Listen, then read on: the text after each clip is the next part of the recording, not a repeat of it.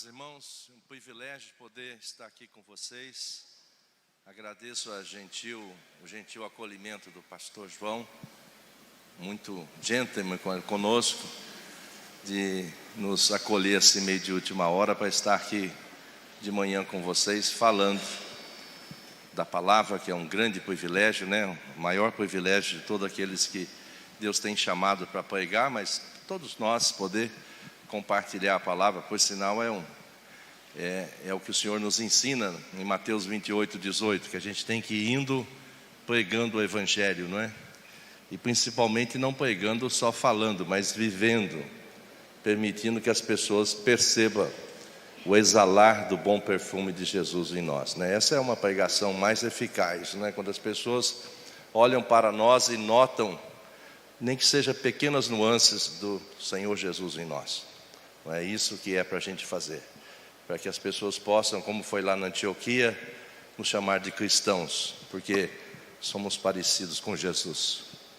Isso precisa ficar latente, queimar na nossa mente e coração, de que o Senhor nos fez para refletir a sua luz.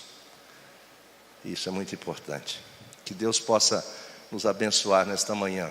Um grande privilégio poder estar aqui com vocês. Quero também saudar os irmãos que estão aí nos acompanhando pela internet. Que Deus possa, de igual modo, abençoá-los ricamente.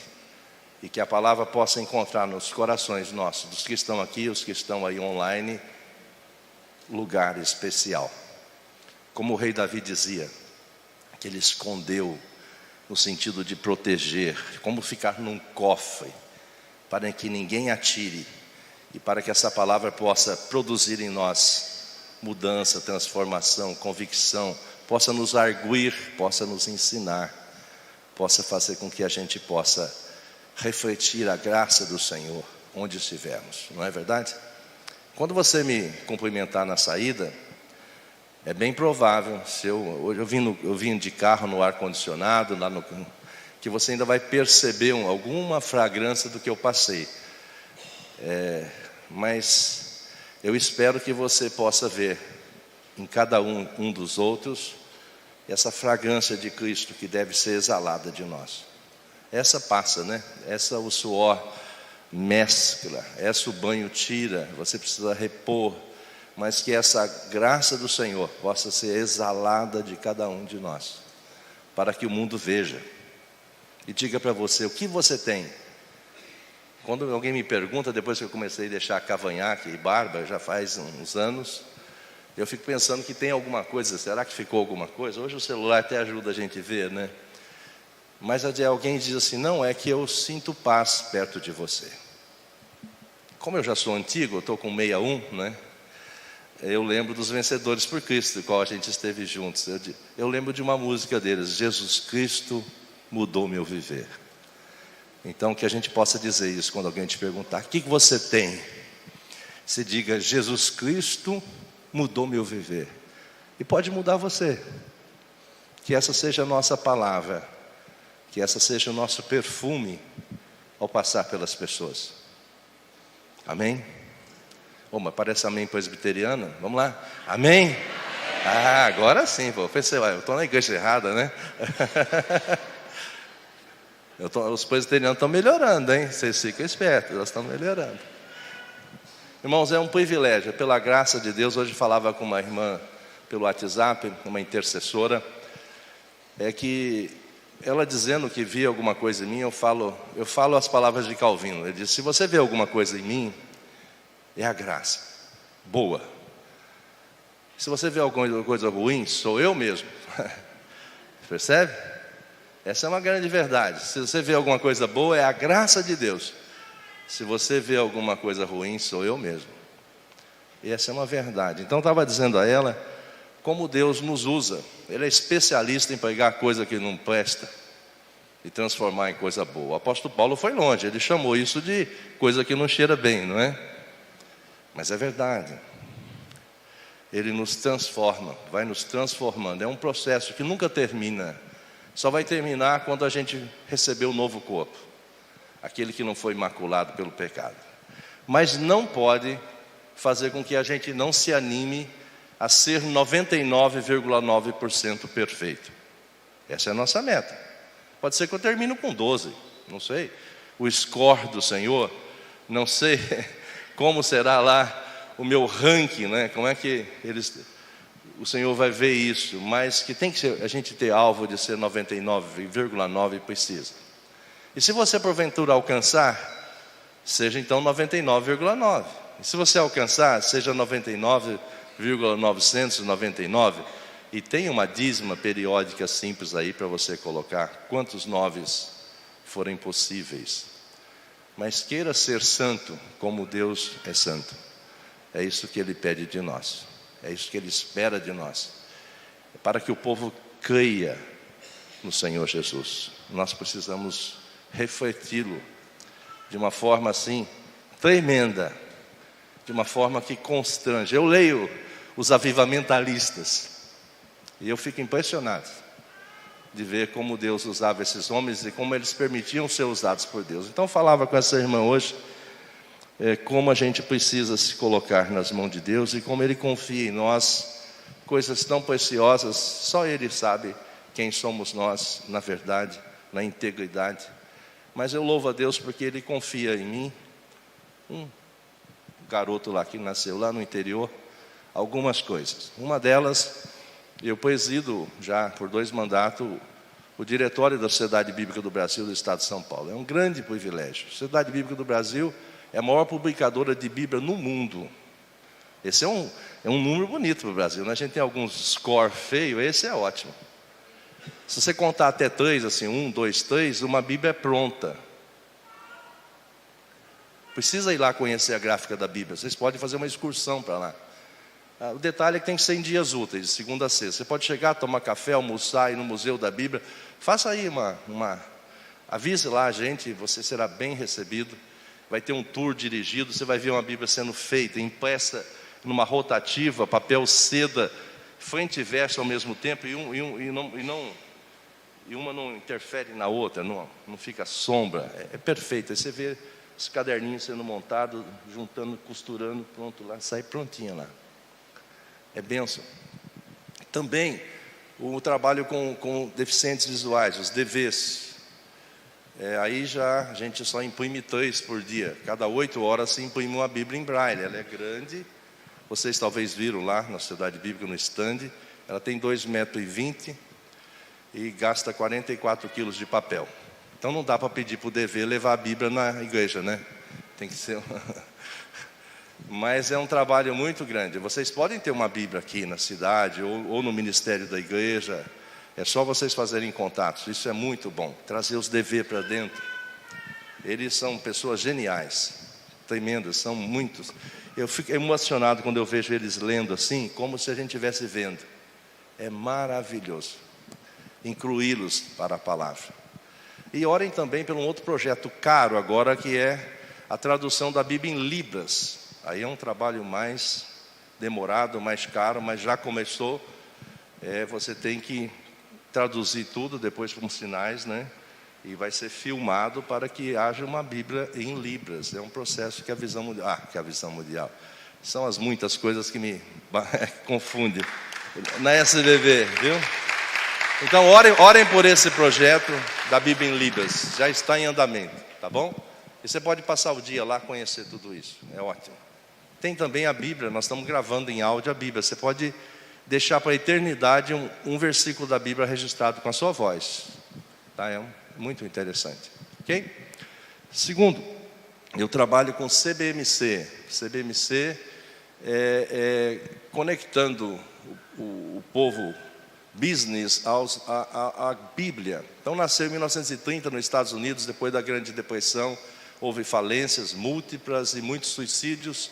Homens de Deus, empresários, cristãos, começaram a ler a Bíblia juntos e orar, e convidar outros para cafés. Então nós vamos completar agora em 2030, 100 anos, nós estamos em 100 países. É um projeto que ensina homens e mulheres, líderes, a cumprir o mandato da grande comissão. Entendeu que a gente precisa caminhar, ensinar. Eu estou preocupado, né? Eu fiz 60 anos, eu quero chegar aos 70 melhor. Então, Estou no processo de emagrecimento, perdi 14 quilos, ainda estou obeso, imagina, com mais 14. Mas aí eu descobri, entre as coisas boas que a gente está pesquisando, comer, dormir na hora certa, eu pesquisei na Netflix, tem lá uma seriado que chama Zonas Azuis, que são lugares no mundo onde as pessoas são longevas, vivem mais de 100 anos.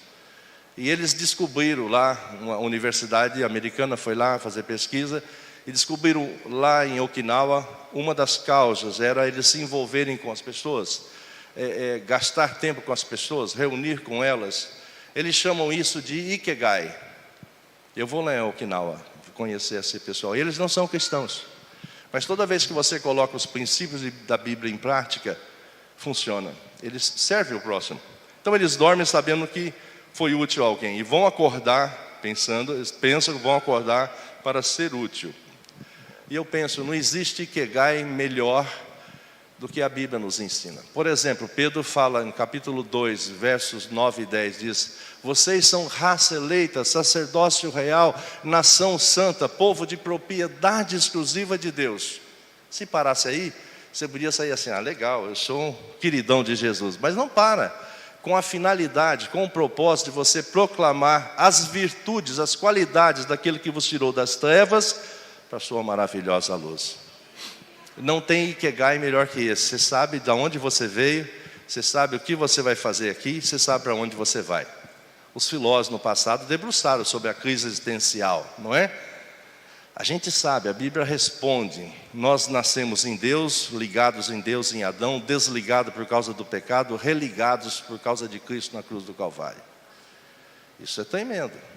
Toda vez que alguém me pergunta qual é a sua religião, eu falo: é Jesus. Por quê? Porque ele que fez a religação. Religião vem do latim religare. Então só é religado quem estava desligado, e só estava desligado quem já havia sido ligado. Nós somos criados ligados em Deus, desligados pelos pecados, religados por Jesus. Então a nossa religião é Jesus. E já é um bom princípio de você cumprir seu Ikigai e uma boa deixa para você falar de Jesus. E aí, você está religado? Como religado? Não é? Religado em quê? Ou você está desligado ainda? Ele precisa saber, não é? Você está desligado ou religado? Olha que boa conversa para a fila de um banco, para na fila do supermercado.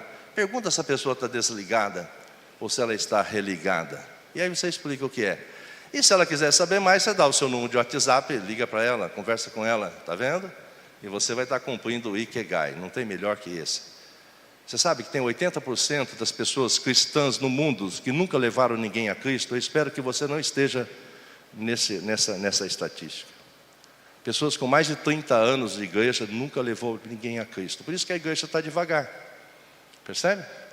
Porque se você todo ano levar uma pessoa a Cristo, ensinar ela a levar uma pessoa a Cristo, em um ano você termina com 2, segundo 4, 8, 16, 32, 64, 128, 256, 512, 1024. Em um ano. Em 10 anos dá 1 milhão em 20 anos dá 1 milhão de pessoas. Em 30 anos, 1 bilhão. Em 40 anos, 1 trilhão de pessoas. Não existe no universo. Gente, veja, 40 é um número importante na Bíblia. A Igreja de Cristo tem 2023 anos. Veja como a gente foi negligente.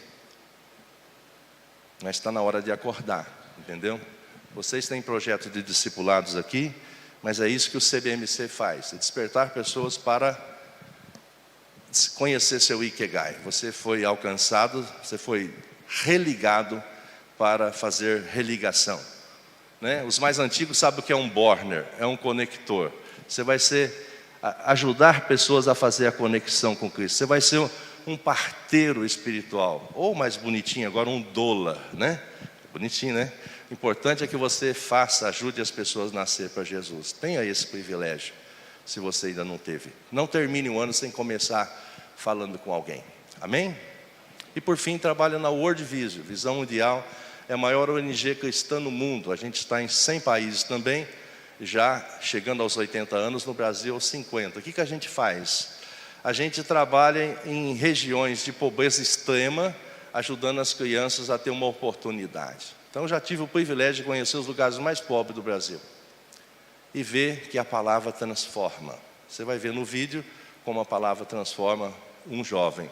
E no final vou convidar você para ser parceiro nosso, ajudar uma criança a ser mantida num lugar desse, mesmo que ele viva no meio, o quintal de muitas crianças dessas é no meio do esgoto.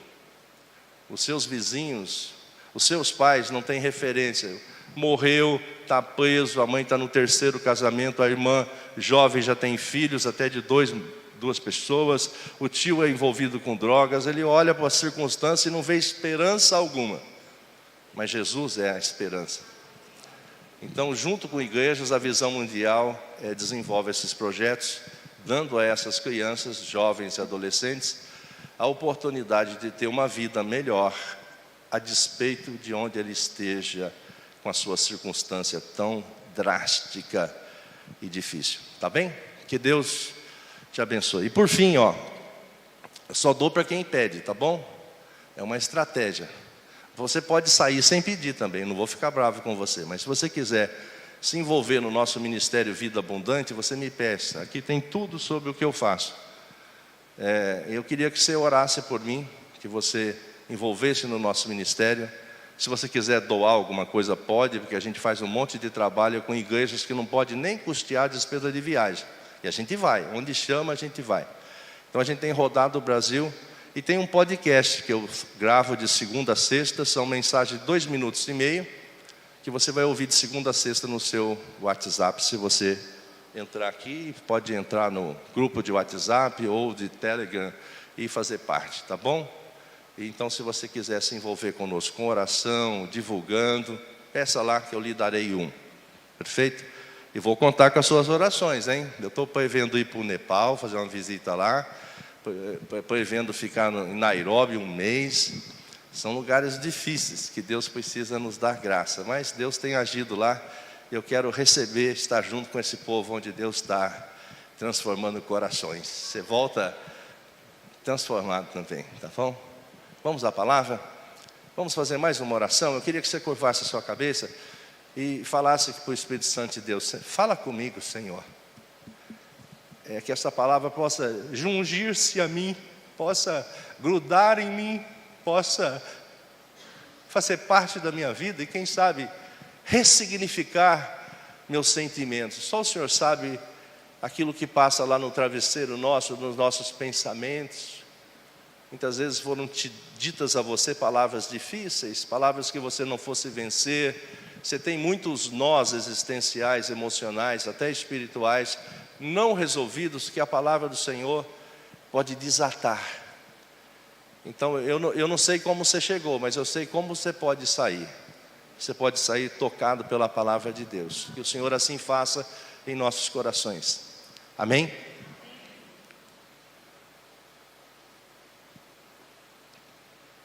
Gênesis 42, verso de 1 a 11.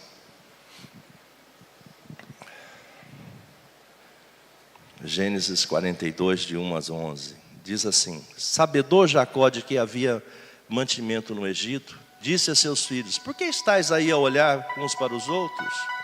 E ajuntou: tendo ouvido que eu moro no Conjunto Palmeiras há 22 anos. E comprais-nos deles, para que vivamos e não morramos. Então desceram 10 dos irmãos de José para comprar cereal no Egito. A Benjamim, porém, irmão de José, não enviou Jacó na companhia dos irmãos, porque dizia: para que não lhe suceda acaso algum desastre. Então os que iam, pois, para lá, foram também os filhos de Israel, porque havia fome na terra de Canaã. José era governador daquela terra, era ele quem vendia a todos os povos da terra. E os irmãos de José vieram e se prostraram rosto em terra perante eles. Vendo José a seus irmãos, reconheceu-os, porém não se deu a conhecer. E lhes falou asperamente e lhes perguntou: de onde vendes? Responderam: da terra de Canaã, para comprar mantimento. José reconheceu os irmãos, porém eles não o reconheceram. Então se lembrou José dos sonhos que tivera a respeito deles e lhes disse: vós sois espiões e vieste para ver os pontos fracos da terra. Responderam-lhe: não, senhor meu, mas vieram os teus servos para comprar mantimento. Somos todos filhos de um mesmo homem, somos homens honestos, e os teus servos não são espiões. Até aqui. Meus irmãos, eu já no passado trabalhei como contador de uma SA, fui gerente de banco, participei de algumas reuniões importantes, das quais a gente tinha que definir como é que seriam as metas para o próximo ano, qual era o nosso nicho focal, quais eram as dificuldades, quem eram os nossos concorrentes, qual o produto, qual a quantificação, qual a precificação. Todas essas conversas a gente fazia para poder projetar, estabelecer uma meta, uns desígnios, a nossa vontade. E muitas vezes, com todas essas informações, cercados de muitos líderes capazes, nós não acertávamos e as pessoas não acertam, principalmente quando tem algumas intempéries, como a gente viu pandemia e agora essas enchentes ou secas, então atrapalha muito a programação habitual. Então os nossos desígnios, eles são imperfeitos, mas eu quero falar nesta manhã, pela graça do Senhor e sua misericórdia, os desígnios do Senhor são perfeitos. Vamos repetir comigo? Os desígnios do Senhor são perfeitos. Mais uma vez, os desígnios do Senhor são perfeitos. Amém. Você sabe como é que essa história começou, né? Se você não lembra, capítulo 37 de Gênesis tem a história de José. Eu a leio desde os 10 anos, eu já li essa história, eu acho que mais de 100 vezes. Eu sei dizer assim, quase que de cor, ou assimilado. José, filho de Raquel. É um nascimento tardio. Raquel era estéril. E Deus vai, depois de um tempo, permitir que Raquel tenha filhos. Tem toda uma história lá. Raquel tenta alguns subterfúgios e tal, mas não dá certo. Até que Deus abre a madre dela. E ela tem filho. E nasce José. Ele passa a ser um filho dileto de Jacó. Não que a gente deva ter um filho especial, mas era. E Raquel era a sua esposa preferida. Não que a gente tenha que ter mais de uma esposa, mas ele tinha. Certo? Isso não dá certo, vocês viram, não? Nem ter mais de uma esposa, ou mais de um marido, e nem ter preferência por filhos. Mas Jacó lhe dá uma roupa de festa, uma túnica talar, uma túnica colorida. E gera uma baita inveja naqueles irmãos, não é? Que olha e fala, olha que coisa linda, imagino. Olha que deferência, né? Essa questão da gente ser aceito, ser amado, né? Eu já trabalhei bastante com isso.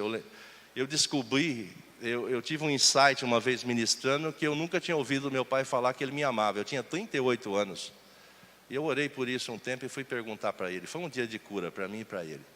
Então, saber que você é amado, querido, era muito importante. Eu não vou entrar nos meandros disso, porque até a Bíblia não fala, eu não posso falar. Mas aqueles irmãos ficaram chateados, ficaram, assim, magoados. E na sequência a gente vai ver que José tem 2 sonhos. Complicou mais ainda. José tem um sonho que os 11 feixes, representando 11 irmãos, rodeiam ele e se curvam a ele. E depois teve mais um sonho ainda semelhante, mas mais estranho, que o sol e a lua, representando os pais, e mais 11 estrelas se curvavam diante dele. Até Jacó ficou meio a pensar, que negócio é esse? Só que isso atrapalhou mais ainda o convívio. E Jacó pede para José fazer uma mentoria, fazer uma supervisão dos irmãos que estavam pastoreando longe. E lá vai José atrás. E quando ele está chegando, os irmãos já dizem para ele, lá vem o tagarela, lá vem o sonhador. Já foi nada amistoso com ele, já não querendo mal. Eles intentam tirar a vida. Então, nesse primeiro ponto da nossa reflexão, e não será muito profundo, quero reduzir o tempo, mas que a palavra possa ficar grudada no seu coração. No primeiro momento eu trabalho assim, os desígnios do Senhor são aparentemente impossíveis ou improváveis. Olha, é que a gente está olhando o final, né? Mas quando você está no durante, você começa a pensar nisso. Você tem sonhos, você teve sonhos, Deus te chamou para o ministério, a sua vida começou. Por isso que é importante o discipulado, que muitas vezes quando a pessoa se converte, logo nos primeiros passos, o inimigo vem tentar roubar-lhe a paz. Ele fala, puxa, agora que eu sou de Jesus, piorou. Não é assim? Você que trabalha com discipulado, você vê que as pessoas pensam isso, eles te dão um feedback assim, parece que agora com Jesus tudo ficou pior, perdi o emprego, meu carro bateu, o cara não tem seguro, tem que pagar franquia. Começa um monte de coisa a suceder, às vezes, com pessoas, e ele pensa assim, puxa, estar com Jesus é pior, ficou pior do que estava. Mas não é, é uma coisa aparentemente impossível e improvável. O que José sonhou? Que ele ia ser o sucessor do pai. E naquela época a gente sabe que existia a lei da primogenitura. E ele não era o primogênito era Rúben, filho de Léia. E ele tem um sonho que muda toda esta ordem, mas não foi ele que sonhou, foi Deus que deu o sonho, percebe? Mas eles não entendem assim, eles não dizem amém para José, eles dizem anátema, né? Não é verdade? Eles querem a cabeça de José, eles ficam muito magoados, ficam muito chateados. A gente não sabe o histórico relacional deles, mas eles rebelaram. Então quando José se aproxima, o que eles tentam fazer, ou intentam fazer? Matá-lo. Não é verdade? E quando a gente olha esse texto meio por cima, meio en passant, olhos de águia, a gente não consegue discernir, perceber belezas incrustadas nesse texto, que a gente tem que cavocar um pouquinho mais, e pedir graça do Senhor para que Ele nos revele. Quando eles intentam matar, ele não é morto, percebe? Ali está a misericórdia e a graça de Deus presente. É difícil entender, se você está passando como na pele de José, ver graça e misericórdia, eu estava bem, agora esses caras querem me matar. A gente não consegue enxergar muitas vezes no primeiro momento, mas a graça e a misericórdia do Senhor estavam ali presentes. E eles não acabaram matando, mas eles intentaram matar. Mas eles vendem o camarada para Deus prover ali uma carroça de comerciantes que estavam indo para o Egito. Eles vendem o irmãozinho querido para aqueles mercadores. Percebe? Imagina, tenta colocar no José, no lugar dele, naquela carroça. Não é como a gente que viaja confortável. Ele foi jogado lá. Ele era uma coisa, ele era agora um escravo, não é?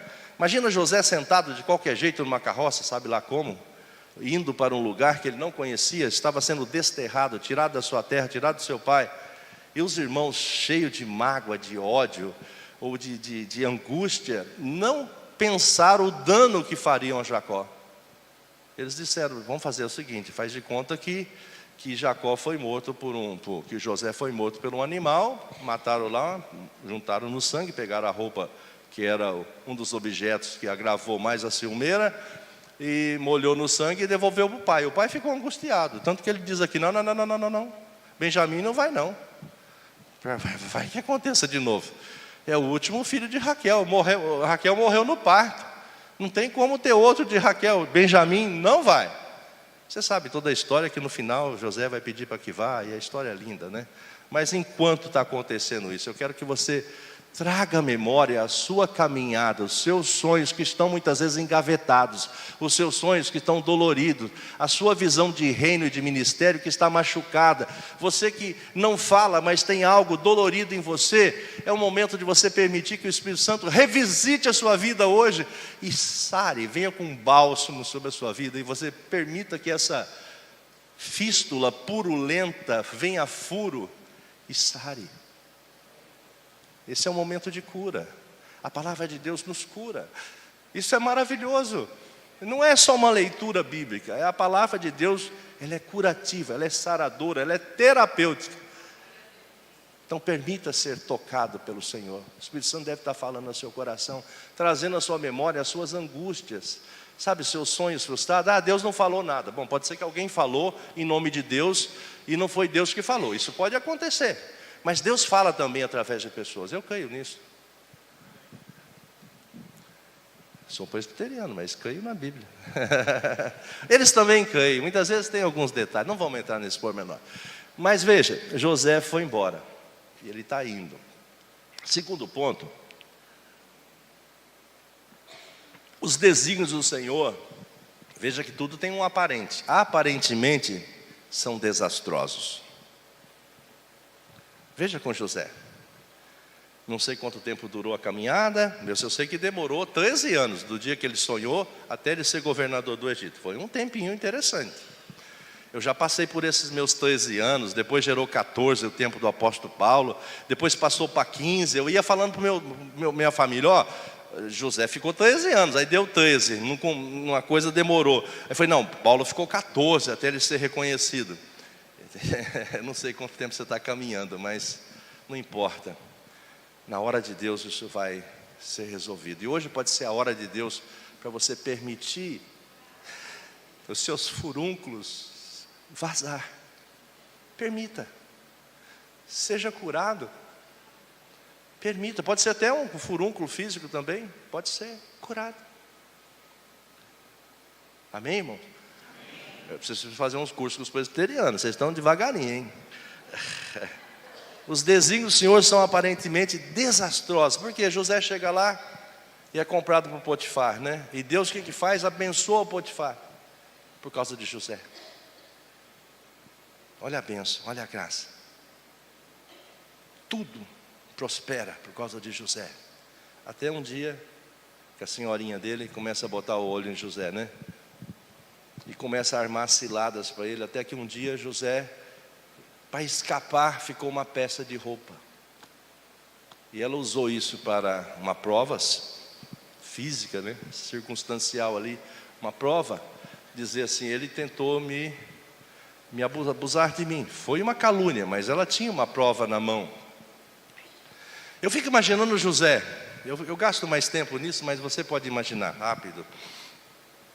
O tempo que José administrou ali, ele disse, bom, agora cheguei, não estou na minha terra, longe do meu pai, os meus irmãos nem tanto, né, mas estou aqui, está dando tudo certo, agora essa senhora apronta isso, misericórdia. Mas ainda bem, a misericórdia e a graça de Deus se manifestaram de novo. Você pode não ver a priori, en passant, sim, mas a graça estava lá. Segundo os estudiosos, não estão na Bíblia, aquele crime, se fosse denunciado como foi, era passível de morte. Deus interveio. Não sei se para falar para Potifar que a mulherzinha dele era assim meio esquentadinha, ou intervindo mesmo. Eu sei que José não morreu. Ele foi apenas preso. Ele fala apenas porque não era você lá preso, é verdade. Mas a graça estava presente. De novo, ele não morreu. Certo? Deus nos conserva, mesmo que você não entenda. Esses tempos eu vi um pastor amigo, o Wagner, falando de quando o NIV foi traduzido lá nos Estados Unidos. Ele recebeu o Dr. Shed e outros lá na casa dele, falando sobre o Salmo 23, verso 6. Disse, mas o que pode vir de novo, depois de tanto que já estudaram? E eles estavam radiantes, aí contam para ele. O verso 23 é que as misericórdias do Senhor, a bondade do Senhor nos acompanharão.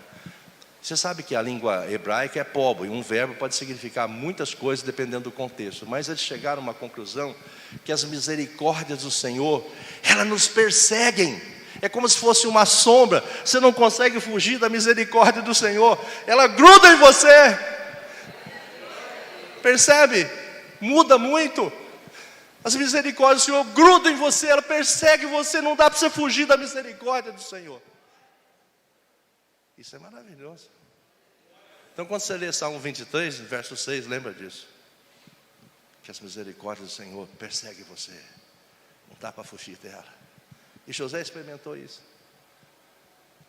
E ele vai para o cárcere, né? Muitas vezes, se fosse nós, ia ficar bicudo, né? Ia fazer uma birrinha com Deus. Eu não sei, o texto não fala, mas ele se integrou. E logo o carcereiro colocou tudo para ele cuidar, não é? E ele começa a cuidar, administrar tudo. Aí tem dois camaradas que vão ser presos, o padeiro-chefe e o copeiro-chefe. Eles sonham, sonhos. E José interpreta o sonho, em nome de Deus. E tal como José fala, o padeiro é morto, forcado, e o copeiro é restaurado na sua função. Aí José fala assim, fez um lobby, né? Também faria. Quando você estiver lá com o faraó, porque o copeiro era muito importante, né? Era uma função de alta periculosidade, né? Porque o copeiro que experimentava tudo, eles matavam muita gente envenenado, então o copeiro tinha que experimentar tudo, comia de tudo, bebia de tudo, mas se tivesse veneninho, ele ia morrer primeiro, não é certo? Então ele falou para o copeiro, estava junto de faraó, quando você estiver lá com o faraó, lembra de mim? Fala que eu estou aqui de bobeira, o pessoal inventou um monte de coisa, fala de mim com ele lá. Ele falou, legal, só que O copeiro esqueceu. Não é? Mas a gente precisa saber que todas as coisas é Deus que permite. E no seu kairos, no seu tempo, não no nosso cronos, que é o nosso tempo humano, Ele age. Isso é maravilhoso. Principalmente quando o tempo chega, né? Quando o tempo chega é maravilhoso. Então, o terceiro ponto e final é que os desígnios do Senhor todos se cumprem. Amém? Vamos de novo? Os desígnios do Senhor todos se cumprem. Maravilha. E quando eu estou preocupado, chateado, me tiro os olhos do alvo, começo a olhar na ventania, querendo afundar, eu lembro, calma Wagner, Faraó não sonhou ainda. A hora que ele sonhar, tudo se resolve. Isso me alenta na caminhada. Faraó não sonhou ainda, calma, o tempo não chegou. Aí Faraó tem um sonho que tira o sono. Ele sonha que 7 espigas mirradas, dessas desdentadas, já viram na roça? Uma espiga de milho faltando um monte de grãos, comem 4 espigas boas e ficam ainda mirradas, desdentadas. E 7 vacas magras que estão saindo lá do carriçal, como diz o texto, comem 7 vacas gordas e continuam magras. O Faraó endoidou, falou, não tem, o que é isso? Chama lá todos os sábios, adivinhos, e ninguém consegue explicar. Copeiro, né? O Espírito Santo fala para ele, ô copeiro, agora é a hora, hein? Ele, Faraó, lembra quando o Senhor nos prendeu? Nós tivemos sonhos, eu e o padeiro. E o padeiro, tal como ele falou, tinha lá um hebreu que interpretou os sonhos nossos, e tal como ele falou, o padeiro foi morto e eu fui restaurado. Chama lá esse moço. Coisa boa, né? Não é maravilha, irmãos? Chama lá o moço. Aí já dá banho no moço, troca de roupa nele. E ele chega e fala para Faraó assim: os seus sonhos, os 2 são a mesma coisa. Vai virar 7 anos de fartura. E depois virão 7 anos de fome.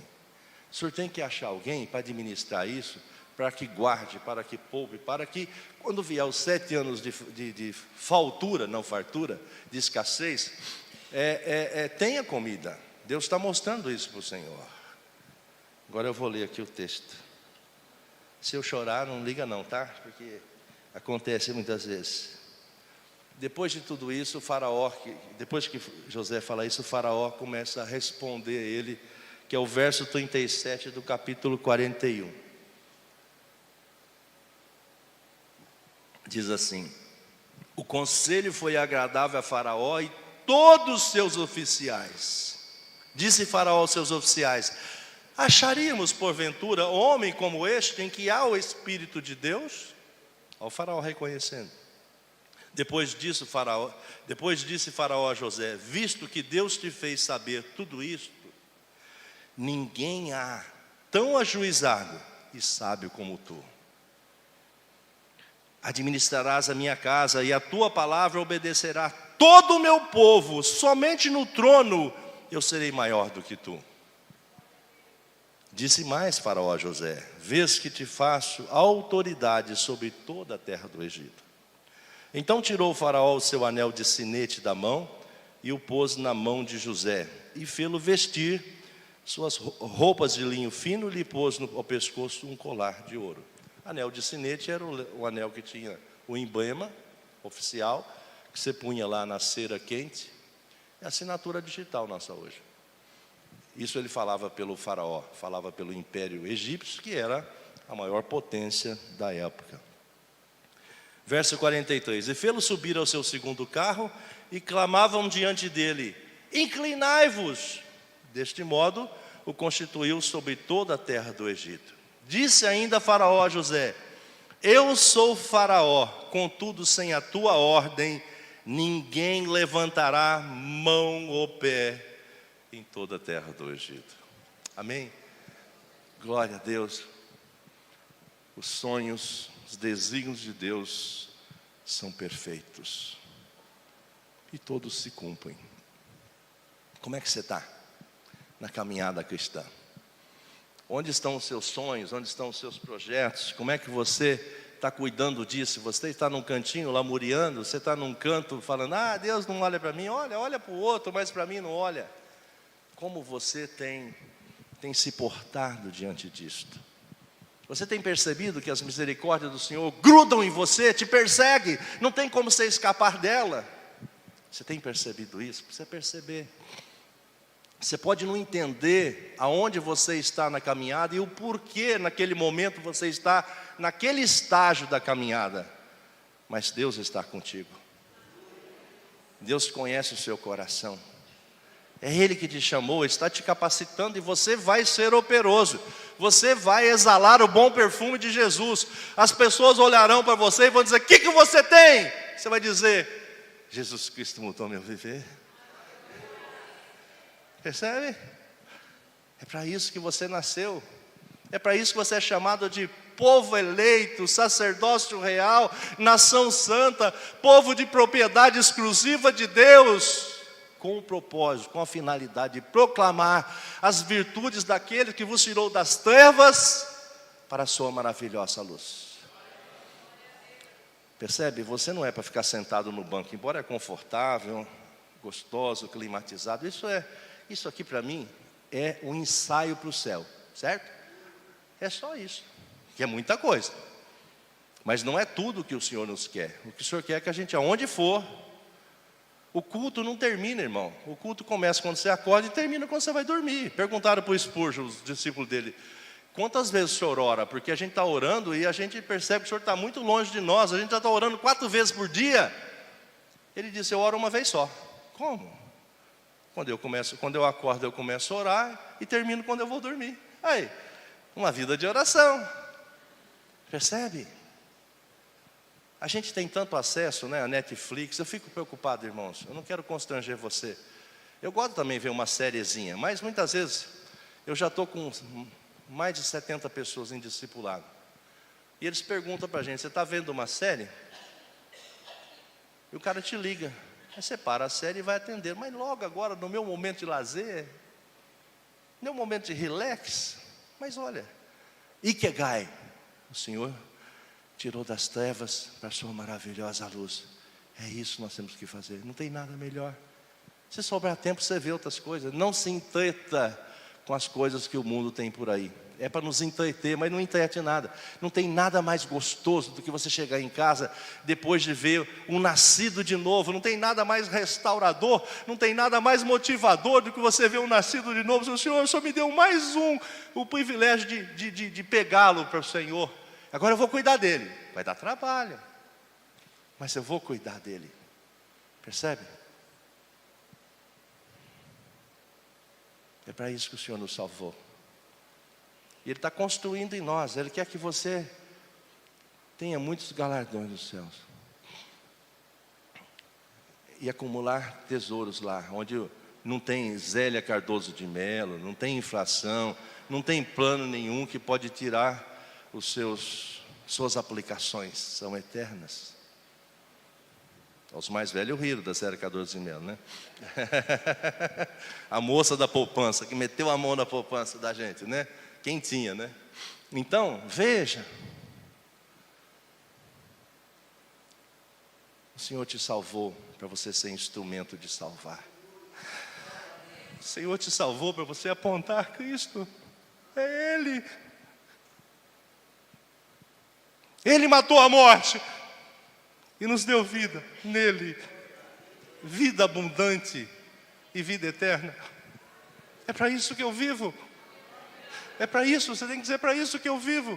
Eu quero viver nisso, eu quero me envolver mais com isso. Eu quero ser um instrumento hábil nas tuas mãos, Senhor. Diga isso para você. E esse é o seu projeto de vida. Você pode fazer qualquer outra coisa, pode ser médico, pode ser um neurocirurgião, você pode ser um dentista, você pode ser um engenheiro, você pode ser qualquer pessoa, qualquer funcionário, não importa a sua função. Mas antes, o seu Ikigai é que você é de Deus. Salvos para ser instrumento de cura, para salvar. Se você não estiver fazendo isso, você está perdendo tempo. Você está gastando tempo, você está sendo induzido, você está sendo enganado. E tudo que você fizer vai ficar aqui. O seu legado é as pessoas olharem para você e dizer: eu fui alcançado, o instrumento foi ele. Eu já fui em 2 funerais que eu chorei, não porque ele morreu, pelo legado dele. 2 homens simples, que não cheiravam bem, eram homens que trabalhavam braçal, mas todo dia eles chegavam, pegavam a sua bicicletinha, punha a Bíblia na garupa e evangelizar. Um desses morreu e perguntaram para ele assim: sabe, no velório, hoje nem o pessoal fica mais passando a noite, o assunto acaba, né? Depois da meia-noite o assunto acaba. Aí começaram a perguntar: como é que você chegou a Cristo? Ele. Como é que você chegou a Cristo? Ele. Todos que estavam ali foram levados a Cristo por causa daquele homem. O outro eu conheci, garoto, lá em Barretos. Ele pegava a bicicleta também. A bicicleta é bom para evangelizar, pelo jeito. E fazia isso. Até ele ter alta idade e não poder fazer. Mas ele pegava a lista telefônica e ligava para 10 nomes todo dia. Eu cresci vendo aquele homem. Eu fui para o seminário, estudei, voltei lá. Ele falava: reverendo. Eu falei: não, irmão, o senhor que... Eu sou Zé. Desculpa o seu José aqui presente, mas eu sou nada. Ele tratava a gente com muita honra, mas ele que devia ser honrado. Naquele dia ele falou: ô Wagner, ô reverendo, o senhor vai me dar licença? Eu vim para casa para ligar para as 10 pessoas que eu ligo todo dia, mas a minha esposa está na UTI, eu preciso voltar lá. Não tinha celular, né? Foi na casa dele fazer isso. Ia para a UTI. E no dia da UTI, esse irmão cumpre o propósito dele de falar para 10 pessoas. São homens assim. Uma outra senhora que era minha intercessora, ela tinha 80 anos, 80, quase 90, e a filha com quase 60 faleceu de câncer. No funeral, eu fui escalado, eu era um dos pastores, para ficar pertinho dela. Se ela passasse mal, eu acolhê-la, não permitir que acontecesse nada com ela. No culto não aconteceu nada. Quando foi lá no cemitério, abriram o caixão de novo, lá em Minas eles fazem isso. Oramos, falamos pela família. Quando foi descer assim, ela disse: pastor, eu quero dar uma palavrinha. Foi. E é agora, né? Fiquei pertinho dela. Aquela mulher foi uma das melhores aulas de teologia que eu já tive, na prática. Ela disse: pastor, eu quero agradecer ao meu Deus, porque Ele me deu o privilégio de viver 58 anos com a minha filha. O Senhor deu, o Senhor tomou, bendito seja o Senhor. Eu tinha ouvido isso só de Jó na Bíblia. Aquela irmãzinha compartilha isso, com essa clareza, com essa beleza, de entender para que foi criado. Para testemunhar, para testificar, para alardir, para dizer de todas as formas que Jesus é o Senhor. E agindo Ele, nada e ninguém pode impedir. Que o Senhor te abençoe muito. Que o Senhor faça resplandecer o seu rosto sobre ti, tenha misericórdia de ti, e te dê a paz. Mas leve para frente, deixe as pessoas ver isso na sua vida, no seu coração. Amém? Já vai o vídeo agora? Quero convidar os irmãos então para passar o vídeo, e depois eu quero convidar você depois do vídeo. Quem sabe aqui tem uns 20, 30 parceiros nossos que podem ajudar, que possam ajudar crianças nesses lugares que nós trabalhamos, que precisam de mantenedores lá para ajudar. Veja aí. Eu moro no Conjunto Palmeiras há 22 anos, né? E o Conjunto Palmeiras sempre foi um bairro que... Eu moro no Conjunto Palmeiras há 22 anos, né? E o Conjunto Palmeiras sempre foi um bairro que retrata muita desigualdade, né, do Brasil mesmo. Enquanto nós temos bastante investimento de políticas públicas na área da Aldeota, na área do Meireles, esses bairros da região periférica de Fortaleza sempre foi esquecido pela população. E o bairro ele também se tornou um bairro violento, já chegou a ocupar o ranking de bairro que mais mata adolescentes e jovens, já chegou a ocupar o ranking também de bairro em que se tem mais famílias vivendo em extrema pobreza, de Fortaleza. Hoje eu tenho 22 anos e sou muito feliz por não ter feito parte das estatísticas, das estatísticas de jovens que morrem vítima do contexto. A ideia natural de jovem é que o jovem ele é baderneiro, que o jovem ele não quer nada, que o jovem não tem futuro, né? E essa relação, quando o grupo foi se formando, a gente tratou de trabalhar isso também. E o Ed Gleison, ele saiu como destaque, primeiro por ele não morar na própria comunidade do Santa Filomena. Ele mora numa comunidade distante e ele vinha caminhando. Aí ele conheceu a Ana Paula, né? Ele me falou, mãe, a Ana Paula me convidou para mim visitar uma ONG lá, ali de Santa Maria, eu tô pensando de ir. Eu disse, tá, meu filho, se for melhor para você, faça o que você quiser. E ele era de menor. Começou fazendo capacitação disso, capacitação disso, aí viajando. Hoje eu consigo perceber, por exemplo, que essas oportunidades que ela me inseria nesses projetos, era também muitas vezes para me ter o que comer. Porque eu venho de família pobre. Minha mãe é dona de casa, meu pai é mecânico autônomo. Então tinha dia que tinha o que comer, mas tinha dia que não tinha o que comer. E aí foi onde eu também comecei a ter essa minha participação, onde eu começo a me formar líder, onde eu começo a sentir que eu posso realmente ser um ator, sujeito de direito, que eu posso lutar pela minha comunidade, e aí é onde eu começo também a ter formação sociopolítica.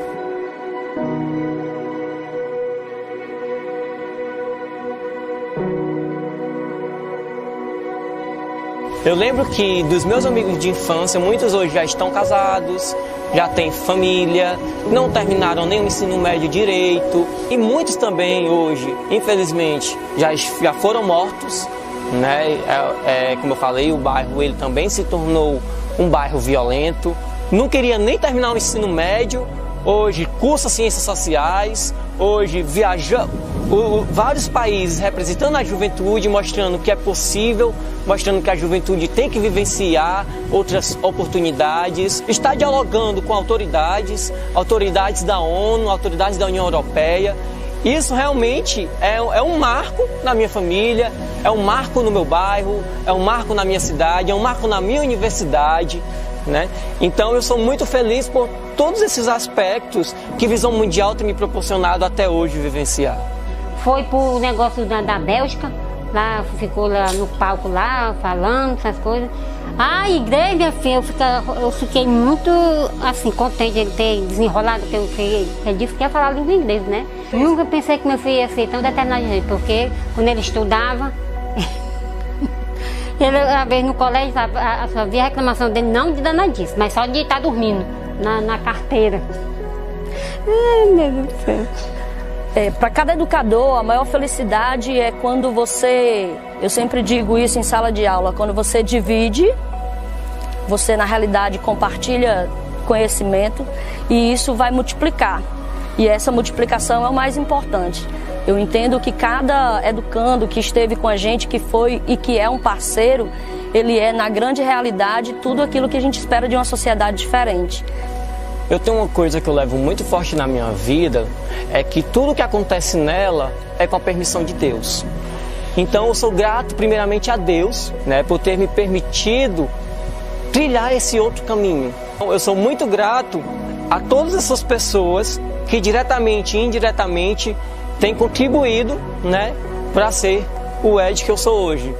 O Ed líder, o Ed educador social, o Ed universitário, o Ed multiplicador de conhecimento.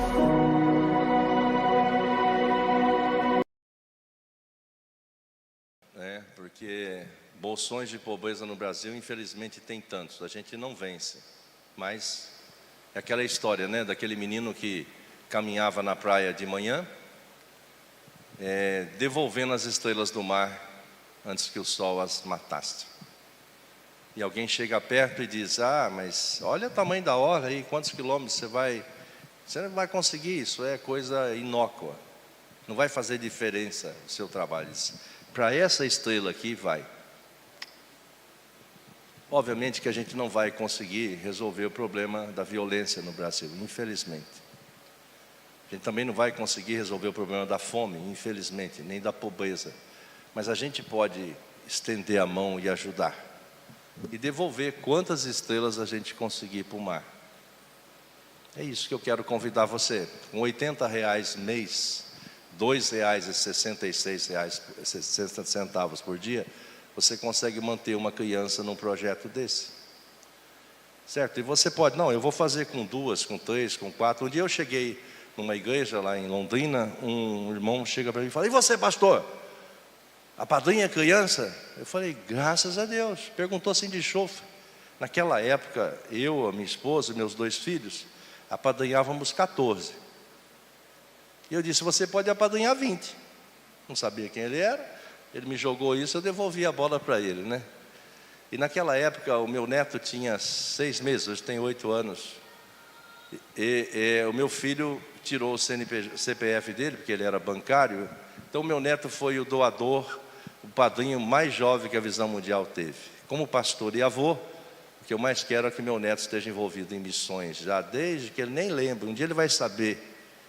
No final, esse camarada apadrinhou 20 crianças. E fez mais, disse: eu quero convidar o irmão para vir na minha casa, que eu quero convidar pessoas que têm condição de apadrinhar 20.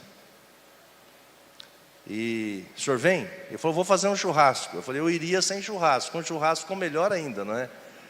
Um outro amigo meu, tempos atrás, mais de 10 anos, era R$50 antes.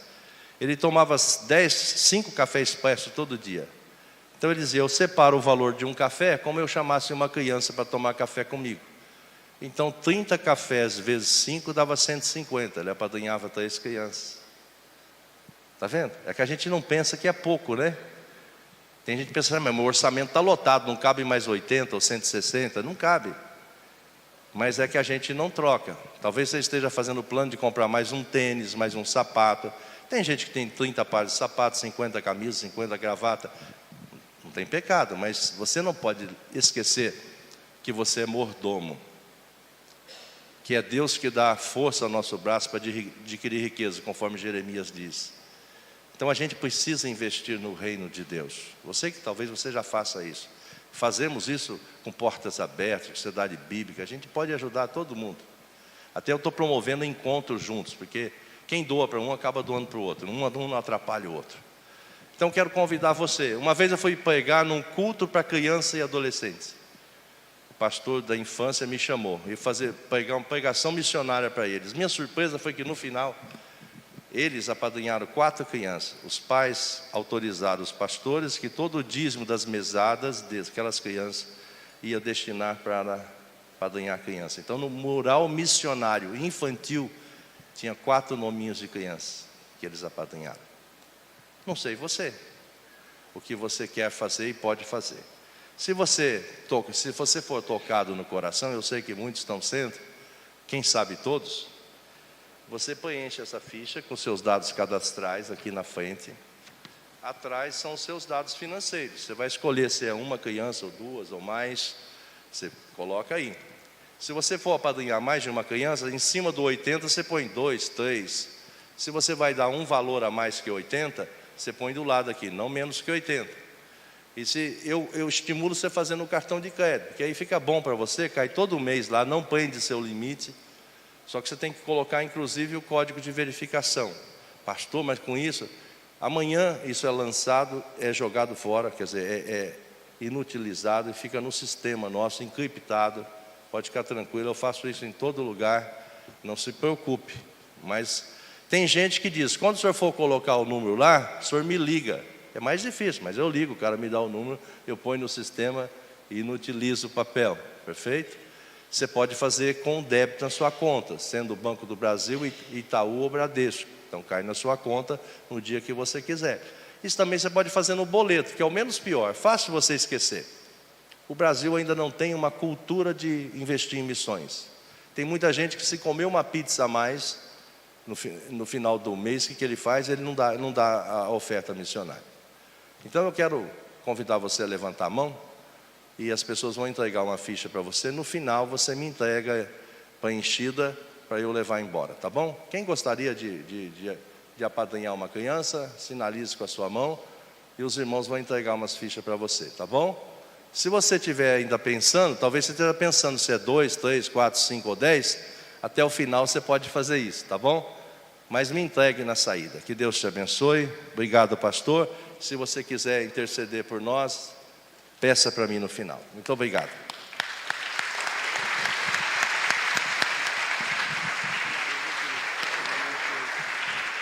Vamos nos colocar em pé, amados. Nós vamos orar nesse momento de maneira especial, agradecendo também a presença do reverendo Wagner entre nós. E como ele disse...